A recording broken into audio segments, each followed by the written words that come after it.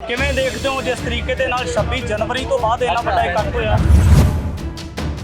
90% ਕੁਰਬਾਨੀਆਂ ਦੇਣ ਵਾਲੀ ਕੌਮ ਜਿਹੜਾ ਅੱਜ ਤਿਰੰਗਾ ਝੰਡਾ ਝੂਲ ਰਿਹਾ ਹੈ, ਜਿਹੜਾ ਆਜ਼ਾਦੀ ਦਿਵਸ ਮਨਾ ਰਹੇ ਨੇ, ਇਹ ਸਿੱਖ ਕੌਮ ਕਰਕੇ ਮਨਾ ਰਹੇ ਨੇ। ਸਿੱਖਾਂ ਦੇ ਨਾਲ ਹਰ ਇੱਕ ਥਾਂ ਦੇ ਧੱਕਾ ਹੁੰਦਾ ਹੈ। 90% ਕੁਰਬਾਨੀਆਂ ਦੇ ਕੇ ਸਾਨੂੰ ਮਿਲਿਆ ਕੀ? ਸਾਨੂੰ ਆਹ ਮਿਲਿਆ, ਆਹ ਸੜਕਾਂ ਦੇ ਉੱਪਰ ਸਾਨੂੰ ਧੱਕੇ ਮਿਲੇ। ਜਿਹੜੀ ਸਰਕਾਰ ਕਦੇ ਗੱਲਾਂ ਕਰਦੀ ਸੀ ਕਿ ਜਿਹੜਾ ਮੁੱਖ ਮੰਤਰੀ ਗੱਲਾਂ ਕਰਦਾ ਸੀ, ਕਦੇ ਬੰਦੀ ਸਿੰਘਾਂ ਦੀ ਰਿਹਾਈ ਦੀਆਂ ਗੱਲਾਂ ਕਰਦਾ ਸੀ, ਲੈ ਕੇ ਸਿੱਖਾਂ ਤੋਂ ਵੋਟਾਂ, ਅੱਜ ਉਹੀ ਦਿੱਲੀ ਦੀ, ਜਿਹੜੀ ਕਿ ਦਿੱਲੀ ਹਮੇਸ਼ਾ ਪੰਜਾਬ ਦੀ ਰਾਜਨੀਤੀ ਪੰਜਾਬ ਦੇ ਖਿਲਾਫ ਹੈ, ਅੱਜ ਉਹੀ ਦਿੱਲੀ ਦੀਆਂ ਗੱਲਾਂ ਕਰਨ ਲੱਗ ਗਿਆ। ਅੱਜ ਉਹਨੂੰ ਪੰਜਾਬ ਕੋਈ ਦਿਖਦਾ ਨਹੀਂ। ਅਸੀਂ ਕਿਉਂ ਫਿਰ ਤੁਹਾਡਾ ਆਜ਼ਾਦੀ ਦਿਵਸ ਮਨਾਈਏ? ਇਹ ਤਾਂ ਗੁਲਾਮ ਆ ਜੀ। ਅਸੀਂ ਕਿਹੜੇ ਹਿਸਾਬ ਨਾਲ, ਕਿਹੜੇ ਮੂੰਹ ਨਾਲ ਮਨਾਈਏ? ਅੰਗਰੇਜ਼ਾਂ ਤੋਂ ਅਸੀਂ ਆਜ਼ਾਦ ਕਰਾਇਆ, ਮੁਗਲਾਂ ਤੋਂ ਅਸੀਂ ਆਜ਼ਾਦ ਕਰਾਇਆ, ਚੀਨ ਦੀਆਂ ਸਰਹੱਦਾਂ ਤੇ ਲੜਨ ਨੂੰ ਅਸੀਂ, ਪਾਕਿਸਤਾਨ ਦੀਆਂ ਸਰਹੱਦਾਂ ਤੇ ਲੜਨ ਨੂੰ ਅਸੀਂ, ਤੇ ਇੱਥੇ ਫਿਰ ਡੰਡੇ ਖਾਣ ਨੂੰ ਵੀ ਅਸੀਂ। ਯਾਦ ਰੱਖੀ ਭਗਵੰਤ ਮਾਨ ਸਾਹਿਬ, ਜਿਵੇਂ ਪਹਿਲਾਂ ਹਕੂਮਤਾਂ ਨੂੰ ਚਣੇ ਚਵਾਏ ਨੇ ਇਹਨਾਂ ਨੇ ਲੋਹੇ ਦੇ, ਉਵੇਂ ਤੈਨੂੰ ਸਿੱਖ ਚਵਾਉਣਗੇ। ਤੂੰ ਫਿਕਰ ਨਾ ਕਰ, ਤੇਰੇ ਦਿਨ ਵੀ ਨੇੜੇ ਆ ਗਏ। ਅੱਜ ਤਿੱਕਰ 1.5 ਸਾਲ ਹੋ ਗਿਆ, ਕਦੇ ਵੀ ਤੇਰੇ ਮੂੰਹ 'ਚੋਂ ਇੱਕ ਲਫ਼ਜ਼ ਨਹੀਂ ਆਇਆ ਆਹ ਬੰਦੀ ਸਿੰਘਾਂ ਦੇ ਲਈ, ਆਹ ਧਰਨੇ ਦੇ ਲਈ। ਕਦੇ ਆ ਕੇ ਤਾਂ ਮੰਗ ਪੱਤਰ ਤਿੱਕਰ ਨਹੀਂ ਲੈਤਾ। ਤੂੰ ਕਦੇ ਵਿਧਾਨ ਸਭਾ 'ਚ ਨਹੀਂ ਬੋਲਿਆ, ਕਦੇ ਤੇਰੀ ਪਾਰਟੀ ਨਹੀਂ ਬੋਲੀ। ਕੌਮੀ ਇਨਸਾਫ ਮੋਰਚੇ ਦੇ ਵਿੱਚ ਵੱਡਾ ਇਕੱਠ ਹੋਇਆ ਤਾਂ ਇਸ ਵਕਤ ਬਾਈ ਭਾਨਾ ਸਿੱਧੂ ਸਾਡੇ ਨਾਲ ਨੇ। ਬਾਈ ਜੀ, ਕਿਵੇਂ ਦੇਖਦੇ ਹੋ ਜਿਸ ਤਰੀਕੇ ਦੇ ਨਾਲ 26 ਜਨਵਰੀ ਤੋਂ ਬਾਅਦ ਇੰਨਾ ਵੱਡਾ ਇਕੱਠ ਹੋਇਆ? ਦੇਖੋ ਜੀ, ਅੱਜ ਹੈਗਾ ਆਜ਼ਾਦੀ ਦਿਵਸ, ਸਾਰੇ ਆਜ਼ਾਦੀ ਦਿਵਸ ਮਨਾ ਰਹੇ ਨੇਗੇ। ਸਾਡੀ ਜਿਹੜੀ ਕੌਮ ਨੇ ਅੱਜ ਬਹੁਤ ਸਾਰੇ ਲੋਕਾਂ ਨੂੰ, ਖਾਸ ਕਰਕੇ ਨੈਸ਼ਨਲ ਮੀਡੀਆ ਹੀ ਭੰਡੂਗਾ ਕਿ ਆਜ਼ਾਦੀ ਦਿਵਸ ਨਹੀਂ ਮਨਾ ਰਹੇ। 90% ਕੁਰਬਾਨੀਆਂ ਦੇਣ ਵਾਲੀ ਕੌਮ ਜਿਹੜਾ ਅੱਜ ਤਿਰੰਗਾ ਝੰਡਾ ਝੂਲ ਰਿਹਾ ਹੈ, ਜਿਹੜਾ ਆਜ਼ਾਦੀ ਦਿਵਸ ਮਨਾ ਰਹੇ ਨੇ, ਇਹ ਸਿੱਖ ਕੌਮ ਕਰਕੇ ਮਨਾ ਰਹੇ ਨੇ। ਸਿੱਖਾਂ ਨੇ 90% ਕੁਰਬਾਨੀਆਂ ਦੇ ਕੇ ਦੇਸ਼ ਨੂੰ ਆਜ਼ਾਦ ਕਰਵਾਇਆ, ਪਰ ਅੱਜ ਜਿਹੜੇ ਸਿੱਖ ਸੜਕਾਂ 'ਤੇ ਰੁਲਦੇ ਫਿਰਦੇ ਨੇਗੇ ਆਪਦੇ ਸਿੰਘਾਂ ਸੂਰਮਿਆਂ ਨੂੰ ਆਜ਼ਾਦ ਰਿਹਾ ਕਰਾਉਣ ਦੇ ਲਈ। ਪੰਜਾਬ ਸਿੱਖਾਂ ਦੇ ਨਾਲ ਹਰ ਇੱਕ ਥਾਂ ਦੇ ਵਿਤਕਰਾ, ਹਰ ਇੱਕ ਥਾਂ 'ਤੇ ਧੱਕਾ ਹੁੰਦਾ ਹੈ। 90% ਕੁਰਬਾਨੀਆਂ ਦੇ ਕੇ ਸਾਨੂੰ ਮਿਲਿਆ ਕੀ? ਸਾਨੂੰ ਆਹ ਮਿਲਿਆ, ਆਹ ਸੜਕਾਂ ਦੇ ਉੱਪਰ ਸਾਨੂੰ ਧੱਕੇ ਮਿਲੇ। ਤੁਸੀਂ ਇਹ ਦੇਖੋ ਜੀ, ਹਰ ਇੱਕ ਜਿਹੜਾ ਬਲਾਤਕਾਰੀ ਤੋਂ ਲੈ ਕੇ ਕਿਸੇ ਵੀ ਤਰ੍ਹਾਂ ਦਾ ਬੰਦਾ ਬਾਹਰ ਆ ਜਾਂਦਾ। ਜਿਨ੍ਹਾਂ ਨੇ ਕੌਮ ਦੀ ਗੱਲ ਕੀਤੀ ਉਹ ਅੱਜ ਤੱਕ ਲੰਮੇ ਸਮੇਂ ਤੋਂ ਜੇਲ੍ਹਾਂ ਦੇ ਵਿੱਚ ਨਹੀਂ ਆਏ, ਜੇਲ੍ਹਾਂ ਦੇ ਵਿੱਚੋਂ ਬਾਹਰ ਨਹੀਂ ਆਏ, ਉਹਨਾਂ ਨੂੰ ਰਿਹਾਈ ਨਹੀਂ ਮਿਲੀ, ਉਹਨਾਂ ਨੂੰ ਕੋਈ ਪ੍ਰੋਬਲਮ ਨਹੀਂ ਮਿਲੀ। 8-9 ਮਹੀਨੇ ਹੋ ਗਏ ਧਰਨਾ ਚੱਲਦੇ ਨੂੰ, 1.5 ਸਾਲ ਹੋ ਗਿਆ ਪੰਜਾਬ ਦੀ ਮੌਜੂਦਾ ਸਰਕਾਰ ਬਣੀ ਨੂੰ।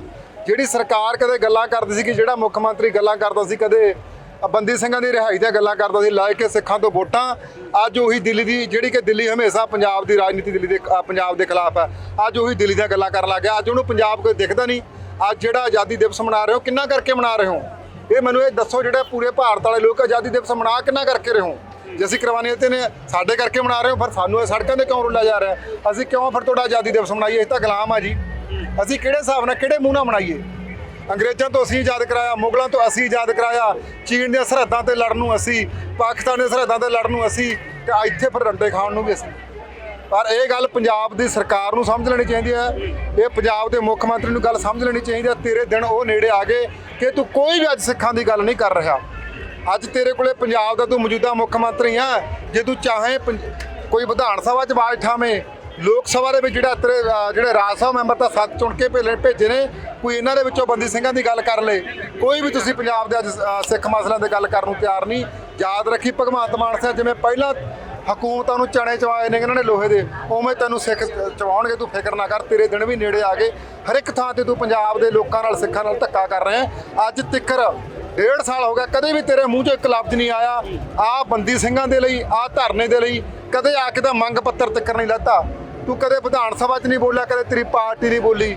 ਦੇਖ ਲਈ, ਤੂੰ ਯਾਦ ਰੱਖੀ, ਜੇ ਤੇਰੇ ਆਉਣ ਵਾਲੇ ਸਮੇਂ ਦੇ ਵਿੱਚ ਜੇ ਪੰਜਾਬ ਦੇ ਲੋਕਾਂ ਨੇ ਸੱਤਿਆਨਾਸ਼ ਨਾ ਕੀਤਾ ਤੇਰਾ ਤੇ ਤੇਰੀ ਪਾਰਟੀ ਤੋਂ, ਤੂੰ ਮੈਨੂੰ ਭਾਨਾ ਸਿੱਧੂ ਨਾ ਕਹੇ। ਭਾਨੇ, ਵੱਡਾ ਸਵਾਲ ਇਹ ਹੈ ਕਿ ਜਿਸ ਤਰੀਕੇ ਦੇ ਨਾਲ ਜਿਹੜੇ ਆਮ ਲੋਕ ਆਪਣੇ ਹੱਕਾਂ ਨੂੰ ਲੈ ਕੇ, ਜਾਂ ਜਿਹੜੇ ਸਿੱਖਾਂ ਨੇ ਕੁਰਬਾਨੀਆਂ ਕੀਤੀਆਂ ਉਹਨਾਂ ਨੂੰ ਲੈ ਕੇ ਸਮਝਦੇ ਆ ਕੋਈ ਜੇਲ੍ਹਾਂ ਤੋਂ ਬਾਹਰ ਆਉਣੇ ਚਾਹੀਦੇ, ਮੰਗਾਂ ਮੰਨਣੀਆਂ ਚਾਹੀਦੀਆਂ, ਪਰ ਜਿਹੜੇ 92 ਲੋਕ ਜਿਤਾ ਕੇ ਵਿਧਾਨ ਸਭਾ ਦੇ ਵਿੱਚ ਭੇਜ ਦਿੱਤੇ, ਉਹ ਕਿਉਂ ਨਹੀਂ ਸਮਝਦੇ ਇਸ ਗੱਲ ਨੂੰ? ਦੇਖੋ, ਉਹਨਾਂ ਨੇ ਬਾਈ ਵੋਟਾਂ ਲੈਣੀਆਂ ਸੀ। ਵੋਟਾਂ ਲੈਣ ਤੋਂ ਪਹਿਲਾਂ ਉਹ ਡਰਾਮੇ ਕਰਦੇ ਰਹੇ ਉਹ ਲੋਕ। ਵੋਟਾਂ ਲੈ ਕੇ ਹੁਣ ਉਹ ਅੱਜ ਕੁਰਸੀਆਂ 'ਤੇ ਬੈਠੇ ਨੇ, ਉਹਨਾਂ ਨੂੰ ਪੰਜਾਬ ਯਾਦ ਨਹੀਂ ਆ ਰਿਹਾ।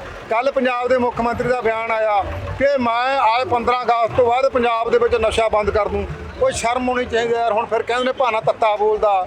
ਬਾਈ ਇਹ ਦੇਖ, ਸਾਨੂੰ ਪਰਮਿੰਦਰ ਸਿੰਘ ਝੋਟੇ ਨਾਂ ਦਾ ਮੁੰਡਾ, ਬਾਈ ਅੰਮ੍ਰਿਤਪਾਲ ਖਾਲਸੇ ਦੀ ਗੱਲ ਕਰੀਏ, ਇਹਨਾਂ ਨੇ ਕਿੱਡੀਆਂ ਵੱਡੀਆਂ ਕੁਰਬਾਨੀਆਂ ਦੇ ਕੇ ਜੇਲ੍ਹਾਂ ਦੇ ਵਿੱਚ ਬੈਠੇ ਨੇ। ਨਸ਼ਾ ਇਹਨਾਂ ਕਰਕੇ ਬੰਦ ਹੋਇਆ। 1.5 ਸਾਲ ਹੋ ਗਿਆ ਤਾਂ ਨਸ਼ਾ ਬੰਦ ਕੀਤਾ ਬਾਈ।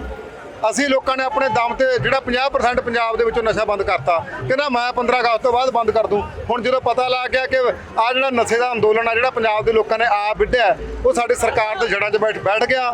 ਅੱਜ ਸਟੇਜਾਂ ਤੋਂ ਬਿਆਨ ਦੇਣ ਲੱਗਾ ਮੈਂ ਨਸ਼ਾ ਬੰਦ ਕਰ ਦੂੰ, ਪਹਿਲਾਂ ਤਾਂ ਕਦੇ ਕਿਹਾ ਨਹੀਂ। ਇਹ ਇਸ ਕਰਕੇ ਲੋਕਾਂ ਨੂੰ ਸਮਝ ਲੈਣੀ ਚਾਹੀਦੀ ਆ। ਮੈਂ ਸਾਰੇ ਲੋਕਾਂ ਨੂੰ ਇਹੀ ਗੱਲ ਕਹਿਣਾ, ਪੰਜਾਬ ਦੇ ਨੂੰ ਖਾਸ ਕਰਕੇ ਸਾਡੀ ਸਿੱਖ ਕੌਮ ਨੂੰ, ਬਈ ਜੇ ਡੰਡੀ ਖਾਣੇ ਇਹਨਾਂ ਨੇ ਕਿਸੇ ਪਾਰਟੀ ਦੇ ਚਮਚੇ ਬਣ ਕੇ ਕਿਸੇ ਪਾਰਟੀ ਦੇ ਬਣ ਕੇ ਜਿਵੇਂ ਮਰਜ਼ੀ ਖਾਈ ਜਾਓ। ਤੁਹਾਡੀ ਕੌਮ ਦਾ ਸਿਰ ਉੱਚਾ, ਕਿਸੇ ਪਾਰਟੀ ਦੇ ਚਮਚੇ ਨਾ ਬਣੋ। ਆਪਣੇ ਪੰਜਾਬ ਦੇ ਹੱਕਾਂ ਦੀ ਲੜਾਈ ਆਪ ਲੜੋ, ਅੰਦੋਲਨਾਂ ਦੇ ਵਿੱਚ ਆਓ ਜਿਵੇਂ ਤੁਸੀਂ ਅੱਜ ਆਏ ਹੋ। ਗੁਰੂ ਸਾਹਿਬ ਦੀ ਬਹੁਤ ਵੱਡੀ ਕਿਰਪਾ ਹੋਈ ਹੈ ਕਿ ਬਿਨਾਂ ਬੁਲਾਏ ਲੋਕ ਅੱਜ ਆਏ ਨੇਗੇ, ਬਿਨਾਂ ਉਮੀਦਾਂ ਤੋਂ ਲੋਕ ਆਏ ਨੇਗੇ। ਇਸ ਤਰ੍ਹਾਂ ਹੀ ਜਿਹੜੇ ਆਪਾਂ ਮੋਰਚੇ ਆਪਣੇ ਪੰਜਾਬ ਦੇ ਹੱਕਾਂ ਲਈ ਲੜਦੇ ਰਹਾਂਗੇ। ਆਪਣੇ ਵਿੱਚ ਸ਼ੁਰੂ ਤੋਂ ਹੀ ਲੜਨ ਦੀ ਚਿੰਗ ਹੈ। ਆਪਣੇ ਪੁਰਖਿਆਂ ਨੇ, ਗੁਰੂ ਗੋਬਿੰਦ ਸਿੰਘ ਮਹਾਰਾਜ ਨੇ ਬਰਖੀ ਆਪਾਂ ਨੂੰ ਬਖਸ਼ਿਸ਼ ਕਰੀ ਹੋਈ ਹੈ ਕਿ ਆਪਣੇ ਹੱਕਾਂ ਲਈ, ਆਪਣੀ ਕੌਮ ਲਈ ਤੁਸੀਂ ਲੜਨਾ, ਐਵੇਂ ਜਿੱਕੂ ਜੂਝਣਾ। ਪਾਰਟੀ ਨੇ ਚਮਚੇ ਨਾ ਬਣੋ। ਆਪਾਂ ਬੰਦੀ ਸਿੰਘ ਵੀ ਰਿਹਾ ਕਰਾਂਗੇ, ਆਪਾਂ ਆਪਣੇ ਪੰਜਾਬ ਦੇ ਹੱਕ ਵੀ ਲਵਾਂਗੇ, ਆਪਾਂ ਆਪਣੇ ਪੰਜਾਬ ਦਾ ਚੰਡੀਗੜ੍ਹ ਵੀ ਲਵਾਂਗੇ, ਆਪਾਂ ਆਪਣੇ ਪੰਜਾਬ ਦੇ ਪਾਣੀ ਵੀ ਲਵਾਂਗੇ। ਪੰਜਾਬ ਨੇ ਦੁਨੀਆ ਤੇ ਰਾਜ ਕਰਦਾ ਤੇ ਕਰਦਾ ਰਹੂਗਾ। ਬਸ ਪਾਰਟੀ ਨੇ ਚਮਚੇ ਬਣਨੇ ਬੰਦ ਕਰ ਦਿੱਤਾ। ਅੱਜ ਦਾ ਇਕੱਠ ਦੇਖ ਕੇ ਲੱਗਦਾ ਹੈ ਲੋਕ ਸੰਘਰਸ਼ ਜਿਹੜਾ ਆਪਣੇ ਹੱਕਾਂ ਨੂੰ ਲੈ ਕੇ ਸੁਚੇਤ ਹੈ। ਬਿਲਕੁਲ ਇਕੱਠੇ ਕਿਹੜਾ ਅੱਜ ਤੋਂ ਹੁੰਦੇ ਨੇ, ਸ਼ੁਰੂ ਤੋਂ ਹੁੰਦੇ ਆ ਰਹੇ ਨੇ। ਸ਼ੁਰੂ ਤੋਂ ਆਪਾਂ ਜਿੱਤਾਂ ਪ੍ਰਾਪਤ ਕਰਿਆ ਤੇ ਕਰਦੇ ਰਹਾਂਗੇ। ਧੰਨਵਾਦ। ਬਿਲਕੁਲ ਜੀ, ਬਿਲਕੁਲ। ਭਾਨੇ ਸਿੱਧੂ ਦੇ ਨਾਲ ਗੱਲਬਾਤ ਕੀਤੀ ਹੈ ਤਾਂ ਇੱਧਰ ਲਾਈਵ ਤਸਵੀਰਾਂ ਦੇ ਵਿੱਚ ਵੀ ਦੇਖ ਸਕਦੇ ਹੋ ਕਿ ਕਿਸ ਤਰੀਕੇ ਦੇ ਨਾਲ ਜਿਹੜੀ ਸੰਗਤ ਹੈ ਵੱਡੀ ਤਾਦਾਦ ਦੇ ਵਿੱਚ ਪੁੱਜੀ ਹੋਈ ਹੈ। ਖਾਸ ਕਰ ਨੌਜਵਾਨੀ ਦੀ ਗੱਲਬਾਤ ਕੀਤੀ ਜਾਵੇ ਤਾਂ ਆਉਣ ਵਾਲੇ ਸਮੇਂ ਦੇ ਵਿੱਚ ਵੀ ਵੱਖ-ਵੱਖ ਸ਼ਖਸੀਅਤਾਂ ਦੇ ਨਾਲ ਗੱਲਬਾਤ ਲੈ ਕੇ ਹਾਜ਼ਰ ਹੁੰਦੇ ਰਹਾਂਗੇ। ਧੰਨਵਾਦ।